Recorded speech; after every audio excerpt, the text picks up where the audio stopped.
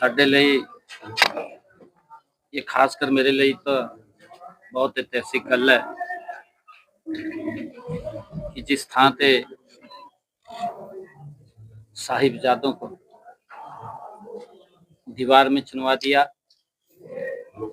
और उस इतिहास के अध्याय को आज मुझे यहाँ स्मरण करने का, उनको नमन करने का ये अवसर मिला है। हम देखते भी हैं कि नन्ही उम्र में, बहुत छोटी आयु में जिन्होंने हिम्मत को झुका दिया, बहुत छोटी आयु में जिन्होंने जिनके आगे जुल्म ने हार मान ली, ऐसे साहिबजादे जोरावर सिंह और फतेह सिंह मात्र 7-8 वर्ष की आयु में जिन्होंने सत्य, धर्म और उम्र नहीं देखी, उन्होंने सत्य धर्म के लिए अपने आप को कुर्बान कर दिया।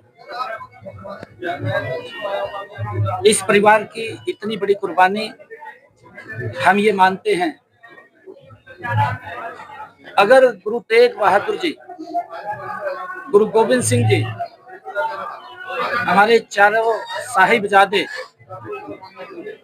इतनी बड़ी कुर्बानी ना देते तो शायद ये इतिहास कुछ और होता, ये इतिहास बदला हुआ होता। गुरु तेग बहादुर जी की वो कुर्बानी जब जम्मू कश्मीर के पंडित गुरु तेग बहादुर जी के पास आए, उन्होंने आकर के गुरु तेग बहादुर जी को कहा कि हमारे ऊपर बड़े जुल्म हो रहे हैं। जुल्म नहीं हो रहे, धर्म को भी परिवर्तन किया जा रहा है, सुरक्षित नहीं है। और गुरुजी ने उनकी बात को सुनकर के जब कहा कि इसको रोकने के लिए, इस जुल्म को रोकने के लिए किसी बड़े व्यक्ति को बलिदान देना पड़ेगा। हमारे सामने वो इतिहास है। गोविंद राय जी मात्र 9 वर्ष की आयु के एक छोटे बच्चे गुरु तेग बहादुर जी के साथ खड़े थे जब वो कश्मीरी पंडित आए। गुरु गोविंद सिंह जी जब छोटी आयु में थे तो उन्होंने तुरंत पिताजी को कहा कि पिताजी, आपसे बड़ा बलिदानी कौन हो सकता है, आप ही ये बलिदान दीजिए। गुरु तेग बहादुर जी ने उनकी बात को सुना और सुनकर के उनको कहा कि जाइए उस जालिम औरंगजेब को जाकर के बोल दीजिए, जिस दिन गुरु तेग बहादुर जी धर्म परिवर्तन कर लेंगे तो हम सब धर्म परिवर्तन कर लेंगे।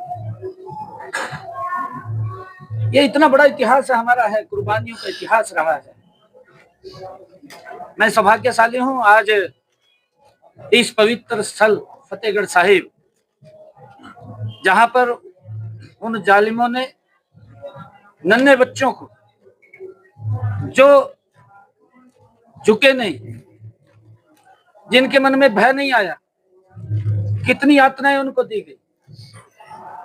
इसी थां पे ठंडे बुर्ज के अंदर इस दिसंबर माह में जब इतनी भयानक सर्दी होती है, छोटे बच्चों को उस ठंडे बुर्ज में बैठा दिया गया, यातनाएं दी गई, परंतु वो बालक वो झुके नहीं, हटे नहीं, डटे रहे।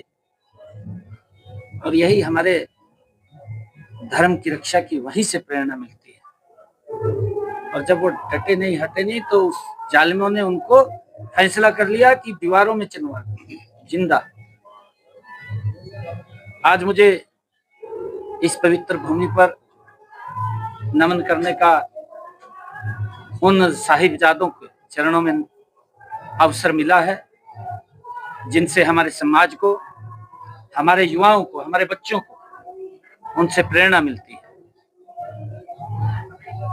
और मुझे ये भी गर्व है कि कल भारत के गृह मंत्री आदरणीय अमित शाह जी पंचकुला के अंदर वीर बाल दिवस के अवसर के ऊपर साहिबजादों को नमन करने का हमें वहां पर भी अवसर मिला है। पिछले दिनों गुरु तेग बहादुर जी के 350वें शहीदी वर्ष को हरियाणा के अंदर हमने बड़े पद्धर के ऊपर मनाया है। 1 दिसंबर से हमने गुरु तेग बहादुर जी की याद में अलग अलग थां ते कार्यक्रम आयोजित किए ने। 4 यात्राएं अलग अलग थां ते उन्हां दी याद विच निकली ने। चारों यात्राएं 24 तारीख ਨੂੰ जिस थां ते गुरुआं दे चरण कमल पए कुरुक्षेत्र ਦੀ उस पवित्र भूमि उत्थे चारों यात्राओं का समागम हुआ सी। 25 तारीख ਨੂੰ देश के यशस्वी प्रधानमंत्री आदरणीय नरेंद्र मोदी जी उस बड़े समागम में गुरु तेग बहादुर जी की शहादत को नमन करने के लिए वहां पधारे और हमने उनकी याद में चाहे बच्चों को स्कूलों के अंदर गुरु तेग बहादुर जी के जीवन से हमने जो लेख निबंध और जो पेंटिंग प्रतियोगिताएं वहां की हैं ताकि उस इतिहास को जन जन तक